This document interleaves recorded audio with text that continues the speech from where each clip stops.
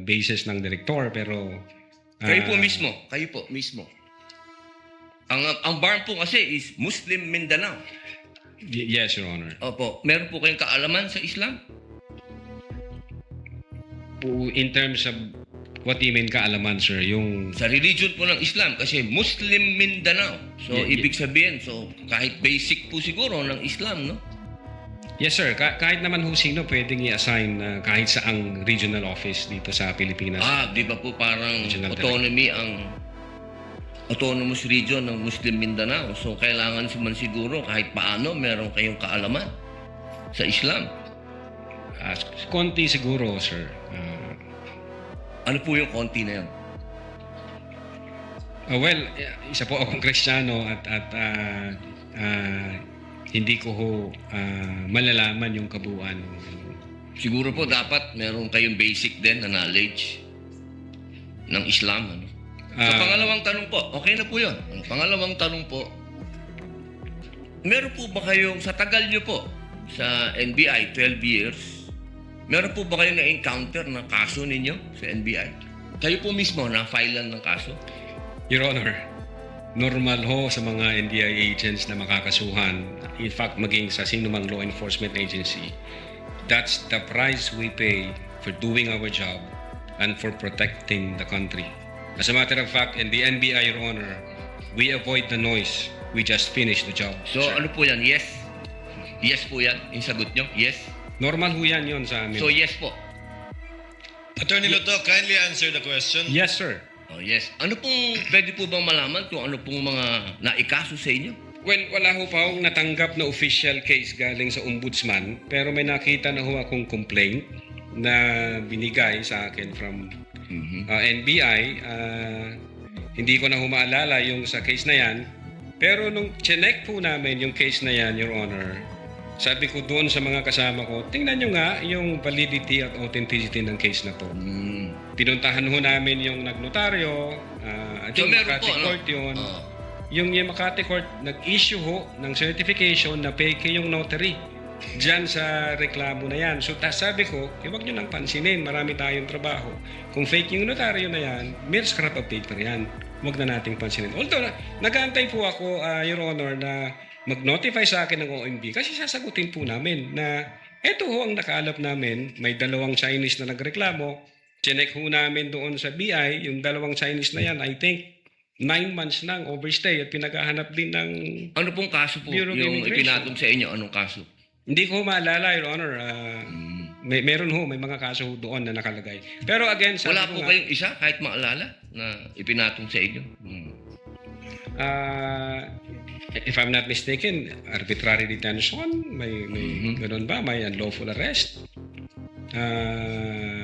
Wala ho sa akin ng record kasi nga, sabi ko nga, nung makita namin na fake yung notary, hindi na ho namin binigyan ng pansin, Your Honor. Kasi napakakapal po nitong hawak ko. Wala akong problema, Your Honor. Sasagutin po namin yan. Opo. Sasagutin ko Hindi po niyo yan. pa po nasagot magmula noong February 29 Kasi wala pa hong official notice galing sa kung anong ahensya. na nakarating po sa inyo. Wala pa. Wala pa ho. Ang nakuha ko lang, yung kopya niyan, siguro may nagpadala sa akin. Sabi ko, teka muna, wala akong official na nare-receive from OMB. So, nung chinek ko namin, kung nag-i-exist pa yung kaso, fake yung notary, ito na namin. So, ibig niyo pong sabihin hanggang ngayon, hindi kayo sigurado kung nag-i-exist to. Dapat may notice na ako from ombudsman. Di ba po dapat ang reaction ng isang tao kapag may kaso, harapin? Precisely, Kasi Your Honor. Iniintay ko nga po yung notice from ombudsman. Pag meron akong notice Wala from po kayong ombudsman- notice hanggang ngayon? sa Wala pa ombudsman? po, Your Honor. Yun nga ang inaantay ko kasi sasagutin namin kasi meron po kaming certification na fake yung notary. Inaantay ko po, Your Honor. Mas maganda po, maharap nyo kagad. Definitely, hindi ko Lalo-lalo namin na po. tatakbuhan yan, sir. Kasi napakahalaga po ngayon nito. Yes, sir. Oo, ito po ay ang pinag-uusapan natin dito ay napakahalaga. Yes, sir. Opo, at ito pong mga kasong ipinatong sa inyo, perjury, robbery, extortion, theft, mainam po ito, As I've said, Your Honor, in the NBI, we avoid the noise. We just finish the job, sir. Opo. Meron po akong tanong, pangatlo. Opo. Kanina po na ang ganda ng talakayan nyo tungkol sa Romanov. Yes, sir. Opo. Alam niyo po ba yung istorya ng Romanov? At ang gaganda po ng mga sagutan ninyo, alam niyo po ba yung historical background ng Romanov? Ang alam ko lang po dyan, Your Honor, yun yung nangyari sa, I think, Tsar, kung hindi ako nagkakamali, sa Russia. Sa Russia. Opo. Sino po ba yung nakakalaban ng Tsar? Again, hindi ko po maalala, hindi ko po nakita yung buong... Yun. Kasi napakahalaga po malaman ng taong bayan kung sino po ang tinatawag natin na Romanov at sino yung nakalaban nila. Kasi po, katabi ko ang isa sa Marcos family. Yes, sir. Alam naman po natin lahat, batid natin lahat, na si Apo Lakay, Ferdinand Marcos Sr., ang number 1 na lumaban sa komunista dito sa Pilipinas. Batid naman din po natin na ang nag-execute sa Tsar kay Nikolai at sa kanyang mga anak, sa kanyang pamilya, ay ang komunista. Alam mo po ba niyo? Yes, sir. Opo. Ngayon, sino po ba ang pangalawang pangulo na lumaban sa komunista? Sino po, sir? Ay di si Pangulong Rodrigo Roa Duterte. Hindi ba po dapat isipin natin yung Romanov ay tungkol sa threat na pumapasok sa mga pamilya na mga namumuno dito sa ating bayan na lumalaban sa komunista. Komunista po ako Gusto ko lamang pong alamin ninyo. Yes, sir.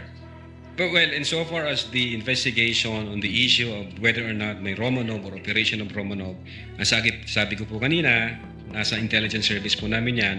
At I think ang makakasagot po niyan, Your Honor, yung director po namin. Opo, kasi nabanggit nyo kanina sa usapan po ninyo, si Baste. Yun Na po yung... sinasabi nyo po kasi kanina, sa usapan po ninyo, sa napakagandang usapan, na yung Romanov, hindi na ipapaliwanag kasi kung ano ba yung ugat nun. Napakahalaga po na alam natin yung ugat. Si Presidente Marcos Sr. ang lumaban sa komunista kaya nagkaroon ng threat noong 1986. Yes, sir.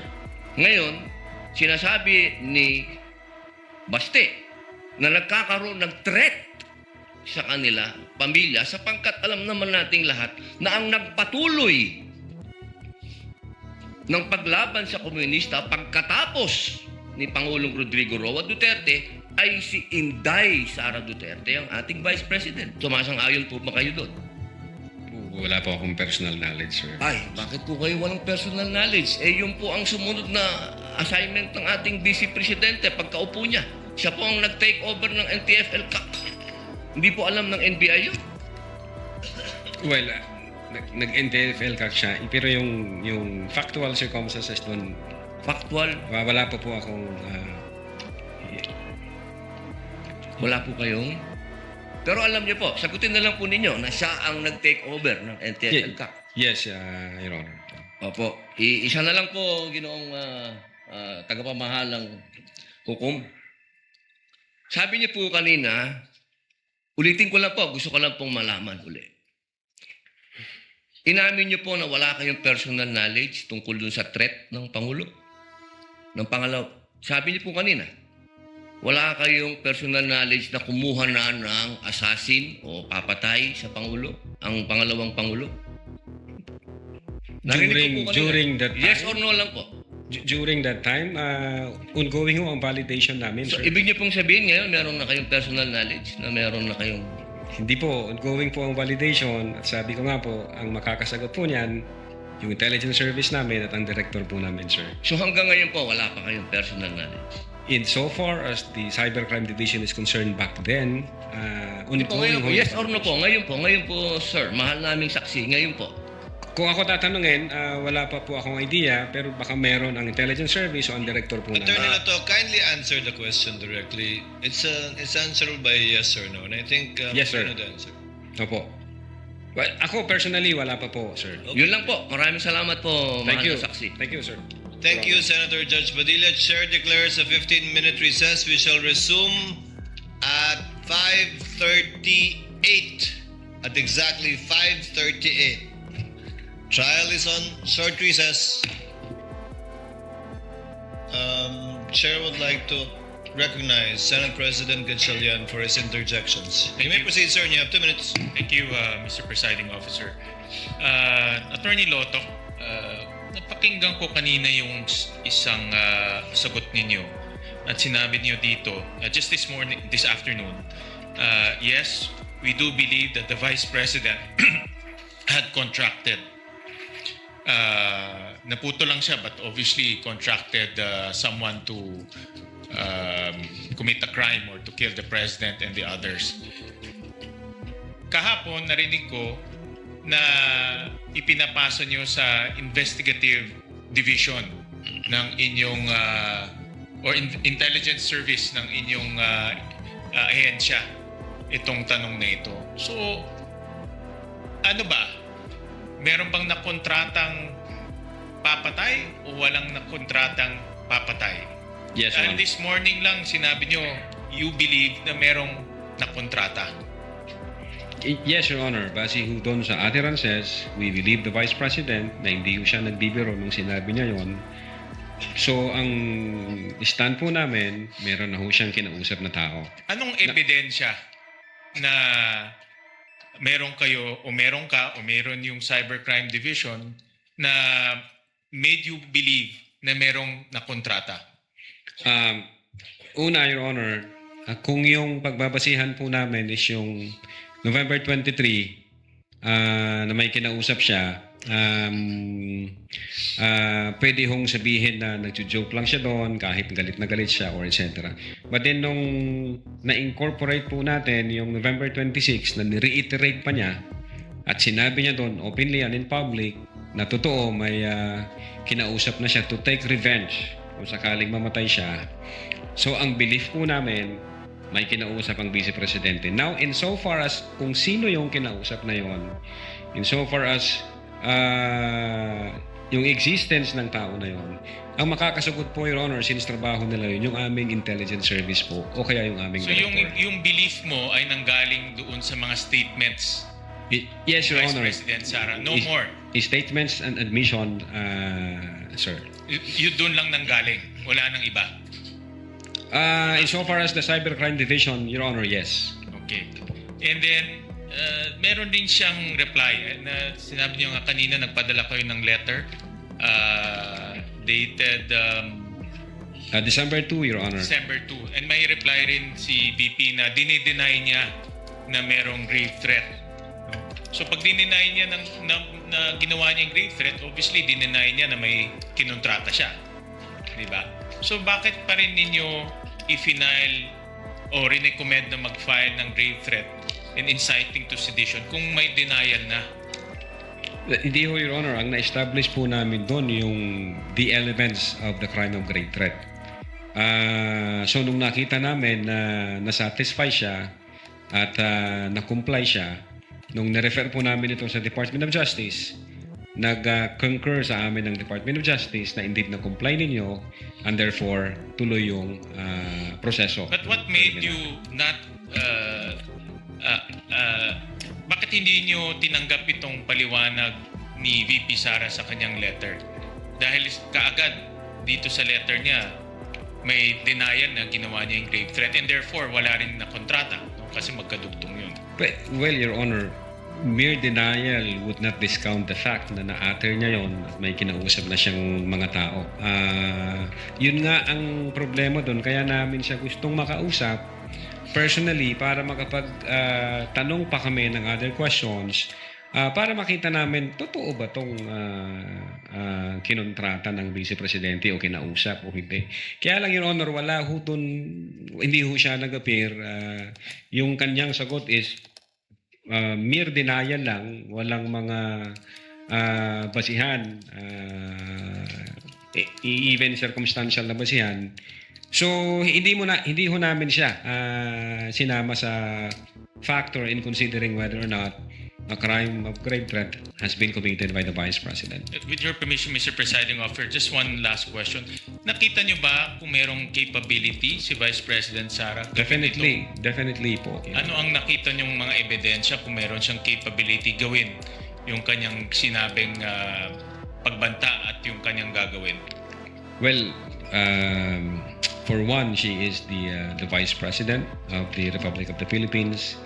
And number two, Hindi naman porket Vice President ka, may capability ka gumawa nun. Di ba? yes, Your Honor, not necessarily. But alam naman po natin yung background, naging presidente ang... Hindi ka naman porket Senate President, may capability ka gumawa nun. Yes, Your Honor. Yun So, nga. anong ebidensya na meron kayong nakita na kaya niyang gawin? Alam naman po natin yung background na yung tatay niya na dating presidente ay hinaharap ngayon yung kaso sa ICC dahil sa mga extrajudicial killings, etc. So, tiningnan namin yon na indeed being in that situation, may capability ho, aside from the fact na vice presidente siya. Thank you, Mr. Presiding Officer. Senator Judge Ejercito, thereafter Senator Judge Ontiveros for their interjections. You may proceed, sir, when you're ready. Thank you, Mr. Presiding Officer. Attorney Lotop, given that the Vice President repeated her alleged threats as presented no, kanina, sabi niyo, twice or thrice sa mga Opo. videos, Yes, sir. did you consider her persistent in making the threat or in going through with the threat? Because these two are different. Yes, Your Honor. I think yung in-explain ko po